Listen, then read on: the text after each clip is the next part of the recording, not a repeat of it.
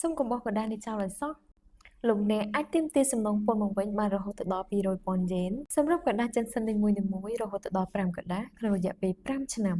ប្រជាជនកម្ពុជាគ្រប់រូបដែលបានធ្វើការនៅក្នុងប្រទេសជប៉ុននឹងទទួលបានកណ្ដាស់ចិនសិននេះនៅក្នុងខែធ្នូឬខែមករាវាមានបញ្ជាក់ចំនួនតម្លៃដែលលោកអ្នកត្រូវបានបង់ពន្ធនៅលើប្រាក់ចំណូលនិងពន្ធស្នាក់នៅក្នុងប្រទេសជប៉ុនដើម្បីទាមទារសំណងពន្ធរបស់លោកអ្នកវិញអ្នកត្រូវរៀបបញ្ជីពន្ធគ្រួសាររបស់លោកអ្នកដែលបានទទួលផលហើយស្នើសុំពាក្យបង្វិលពន្ធនោះទៅកាន់ការិយាល័យពន្ធដារនៅក្នុងប្រទេសជប៉ុនហើយពាក្យស្នើសុំបង្វិលពន្ធនោះត្រូវតែជាភាសាជប៉ុន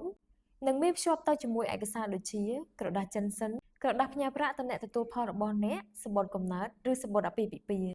មើលទៅស្មុគស្មាញមែនអត់សូមកុំបារម្ភសូមទំនាក់ទំនងមកកាន់ Fintra Japan នៅថ្ងៃនេះដើម្បីប្រឹក្សាយោបល់បន្ថែមអំពីសេវាកម្មសងពន្ធត្រឡប់មកវិញនៅក្នុងប្រទេសជប៉ុនមិនមានការកក់ប្រាក់ថ្លៃសេវាមុន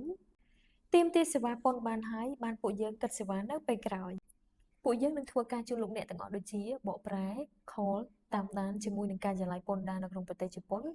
រហូតទទួលបានប្រាក់បង្វិលសងទៅគណនីធនាគាររបស់លោកអ្នកវិញត្រឹមតែរយៈពេល3ទៅ5សប្តាហ៍លោកអ្នកនឹងទទួលបានប្រាក់បង្វិលពីការិយាល័យពន្ធត្រឡប់ទៅវិញដូចនេះនៅចាំអីទៀតលោកអ្នកគ្រាន់តែផ្ញើឯកសារដែលពាក់ព័ន្ធជាមួយនឹងការទាមទារពន្ធមកកាន់ពួកយើងនោះពួកយើងនឹងធ្វើការជូនលោកអ្នកភ្លាមៗ